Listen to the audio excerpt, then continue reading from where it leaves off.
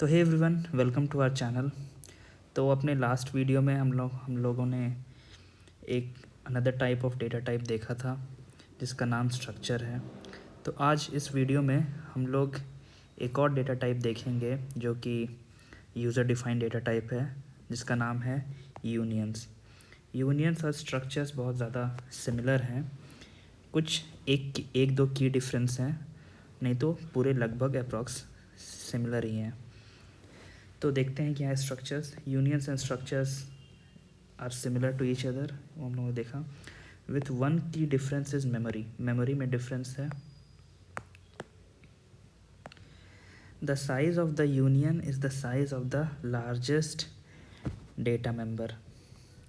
तो जैसे स्ट्रक्चर्स में क्या थे, अलग अलग डेटा मेंबर्स होते थे, और तो स्ट्रक्चर का साइज कैसे डिफाइन होता था कि जो मैक्सिमम डेटा मेंबर का साइज़ है, जो लार्जेस्ट साइज़ है,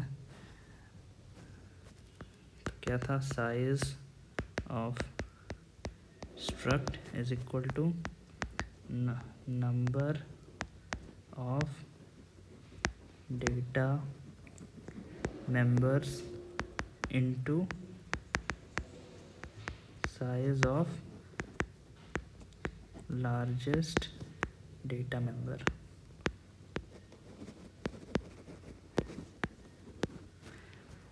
फॉर एन एग्जांपल, अगर स्ट्रक्ट टेस्ट करके हम लोगों ने एक डिफाइन किया, इसमें डेटा मेंबर है एक इंट ए, फ्लोट बी और लॉन्ग डबल सी। तो इसका, इस स्ट्रक्चर का अगर साइज़ निकालना होगा तो मेमोरी में ऐसे कुछ एलोकेट होगा। अगर इसका एक ऑब्जेक्ट बनाया हमने, मान लीजिए टेस्ट क्यू बनाया, तो क्यू ऐसे कुछ एलोकेट होगा मेमोरी में। ए है, ये बी है और ये सी है। सी का साइज़ सबसे बड़ा होगा और हमें पता है कि लॉन्ग डबल का साइज़ होता है 16 बाइट्स। तो ये सी वाला 16 बाइट करेगा एलोकेट, ये बी का भी 16 बाइट होगा,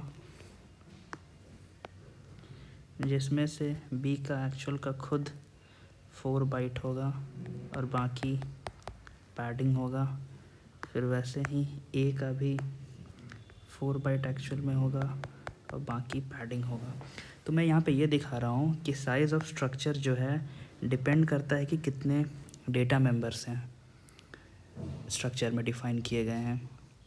पर यूनियन का साइज़ क्या होगा ना, अगर हम लोगों ने यूनियन डिफ़ाइन किया, ये मान लीजिए अगर टेस्ट एक यूनियन है और ये सारे डेटा मेंबर्स हैं, तो साइज़ ऑफ यूनियन होता है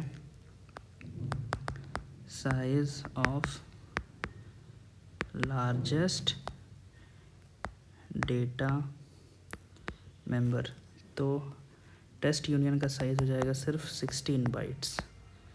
it is size of this largest long double largest data member है, तो 16 बाइट उसके बराबर हो जाएगा। तो आगे पॉइंट देखते हैं। Only one memory block with size of its largest data member is reserved and that is use to store the value of its member. Structure में क्या था कि अगर 3 डेटा मेंबर हैं तो 3 मेमोरी ब्लॉक बने और तीनों अलग मेमोरी ब्लॉक से ये वाला मेमोरी ब्लॉक सिर्फ ए का डेटा स्टोर करने के लिए यूज़ होगा, ये वाला मेमोरी ब्लॉक सिर्फ बी का डेटा स्टोर करने के लिए यूज़ होगा और ये वाला मेमोरी ब्लॉक सिर्फ सी का डेटा स्टोर करने के लिए यूज़ होगा। पर यूनियन में मेमोरी ब्लॉक बनेगा तो ये एक अकेला मेमोरी ब्लॉक बनेगा, इसका साइज़ होगा 16 बाइट्स, क्योंकि लार्जेस्ट लॉन्ग डबल है। और यही मेमोरी ब्लॉक सारे डेटा मेंबर्स को स्टोर करने के लिए यूज़ करेंगे, use to store the value of all data members. तो फिर आप पूछोगे कि अगर एक ही ब्लॉक है और इसी को यूज़ करेंगे सारे डेटा मेंबर्स का साइज़ को स्टोर करने के लिए, तो ये वर्क कैसे करेगा। तो इसीलिए यूनियन में क्या होता है ना कि एक बार में आप एक ही किसी डेटा मेंबर का वैल्यू स्टोर कर सकते हो। अगर किसी दूसरे का फिर वैल्यू आप स्टोर कर दोगे तो पुराना वाला ओवरराइड हो जाएगा। अभी हम लोग आगे देखते हैं। So at one time only one of the data members value is stored, one with latest initialization. तो जिसका अभी सबसे करंट में इसका वैल्यू असाइन हुआ है ना, सिर्फ वही वैल्यू रहेगा और बाकी जो पुराना वैल्यू है कोई और डेटा मेंबर का वो इरेज हो जाएगा। If at that time we want to access the value of any other member, some garbage value would be returned. ये अगेन कंपाइलर डिपेंडेंट है, कभी गार्बेज वैल्यू रिटर्न होता है, कभी कोई वैल्यू रिटर्न नहीं होगा। ठीक है, एग्जांपल में देखते हैं तब ज़्यादा क्लियर होगा। ये सिंटैक्स है, अगेन सेम है। यूनियन, यहाँ पे स्ट्रक्चर की जगह पे स्ट्रक्ट कीवर्ड की जगह पे यूनियन कीवर्ड आएगा, यहाँ पे यूनियन का नेम, बाकी सेम है। कर्ली ब्रेसेस रहेंगे, कॉमा सेमीकोलन लास्ट में रहेगा और फिर डेटा मेंबर्स अलग अलग रहेंगे अपने अकॉर्डिंग। तो यहाँ पे हमारा ये एग्ज़ाम्पल है।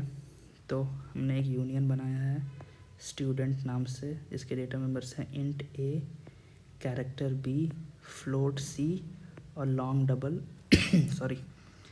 Double d. ठीक है, int main method main define किया।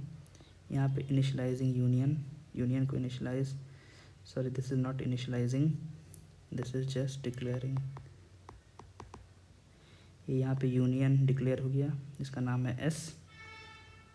अब अगेन जैसे स्ट्रक्चर में एक पर्टिकुलर डेटा मेंबर को कैसे एक्सेस करते थे यूजिंग डॉट ऑपरेटर, तो यूनियन में भी डॉट ऑपरेटर यूज़ करते हैं। तो एस डॉट ए में क्या हो रहा है ना कि हम लोग 34 डाल रहे हैं, तो एक 16 बाइट का बना होगा, 16 बाइट मेमोरी में असाइन हुए होंगे इस एस यूनियन को के लिए।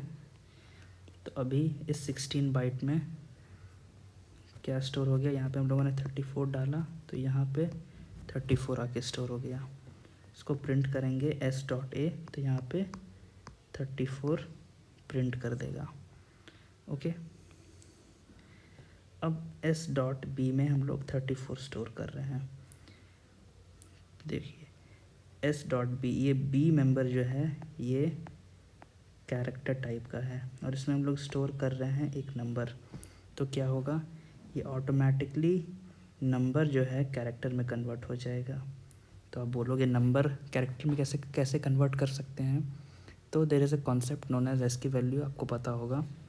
तो एस की वैल्यू, जिस भी कैरेक्टर का एस की वैल्यू 34 होगा वो जाके एस डॉट बी में स्टोर हो जाएगा। एंड आई थिंक 34 एस की वैल्यू शायद डबल कोट्स का होता है, 32 होता है स्पेस का और 34 का होता है डबल कोट्स का। तो जब s dot B is equal to 34 करेंगे तो इस मेमोरी लोकेशन में यहाँ से 34 हट जाएगा और अभी के लिए एक कैरेक्टर डबल कोट्स स्टोर हो जाएगा और फिर इसको प्रिंट करेंगे एस डॉट बी, तो डबल कोट्स प्रिंट कर देगा, एक सिंगल डबल कोट्स। ठीक है, अगेन एस डॉट सी है हमारा फ्लोट टाइप का 34.34। तो क्या हुआ, इस मेमोरी लोकेशन से ये डबल कोट्स हट गया और अभी स्टोर हो गया 34.34। ठीक है, अब देखिए यहाँ पे साइज़ प्रिंट कर रहे हैं, साइज़ ऑफ यूनियन स्टूडेंट, तो यहाँ पे आ जाएगा 16, क्योंकि largest data member long double है इसमें और लॉन्ग डबल का साइज़ होता है 16, इसीलिए ये 16 प्रिंट कर देगा। और सी आउट एस डॉट सी करेंगे तो यहाँ पे 34.34 कर देगा प्रिंट। अभी यहाँ पे क्या करते हैं ना, इस सी आउट के बाद हम लोग करते हैं, we will try now to print cout S dot A endl and cout S dot B endl, और क्या कर देते हैं S dot B is equal to 34 और cout S dot C and endl. तो अभी memory block में क्या है 34.34 है, तो एस डॉट ए करेंगे तो यहाँ पे कुछ गार्बेज वैल्यू प्रिंट कर देगा। अगेन एस डॉट बी करेंगे तो अगेन इसके लिए कुछ गार्बेज वैल्यू प्रिंट कर देगा। S dot B is equal to 34, तो बस एस के मेमोरी ब्लॉक में 34 कर देगा। और फिर एस डॉट सी करेंगे तो अगेन ये गार्बेज वैल्यू प्रिंट कर देगा।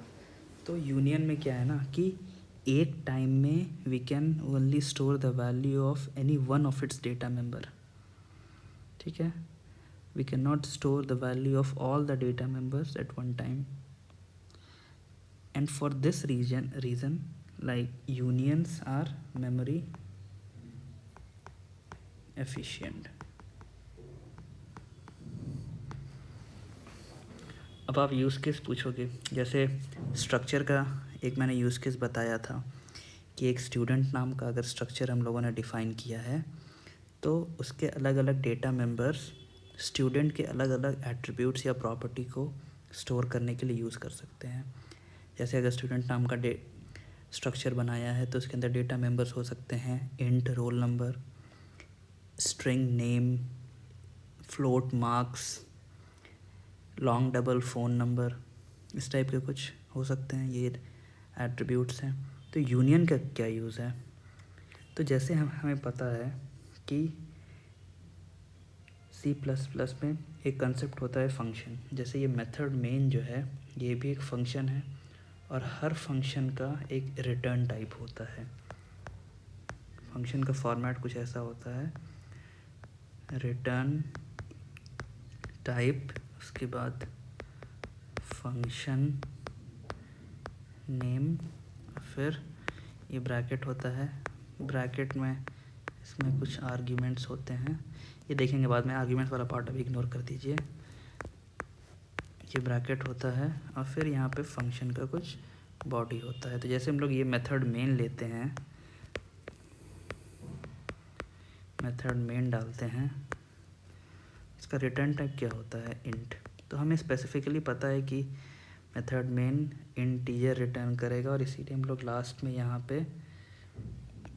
पे रिटर्न 0 करते हैं। मान लीजिए कुछ हम लोगों ने अपने से कुछ फंक्शन डिफ़ाइन किया है, यूज़र डिफाइंड फंक्शन है, उसका हमें रिटर्न टाइप अभी हम श्योर नहीं है, लाइक वो डिपेंड करेगा किसी वैल्यू पे या हमारे ऑपरेशन पे। तो रिटर्न टाइप उस केस में हम लोग इंटीजर या फ्लोट या कैरेक्टर हार्ड कोड नहीं कर सकते हैं। तो उस केस में क्या कर सकते हैं ना कि एक हम लोग यूनियन बना सकते हैं जिसके अंदर डेटा मेंबर्स होंगे अलग अलग डेटा टाइप्स के, और फिर उसके अकॉर्डिंग हम लोग रिटर्न टाइप को वेरी करवा सकते हैं उस यूनियन के थ्रू। तो ये एक यूज़ केस हो सकता है यूनियन का, ठीक है। तो यूनियन में इतना ही था। मैं आईडी में इसको करके नहीं दिखा रहा हूँ क्योंकि सिमिलर टू स्ट्रक्चर ही है, बहुत ज़्यादा चेंज नहीं है। जो भी दिखाना था मैंने एग्जांपल में ही दिखा दिया है। अगर आपको कोई भी डाउट हो या कोई भी सजेशन देना हो तो कमेंट सेक्शन का यूज़ कीजिए, और अगर वीडियो पसंद आया हो तो please press that like button और सब्सक्राइब और बेल आइकन भी प्रेस कर दीजिए, क्योंकि मैं कंटेंट डेली अपलोड कर रहा हूँ, तो you will get updates whenever I upload any content. Thank you everyone. We'll meet in the next video.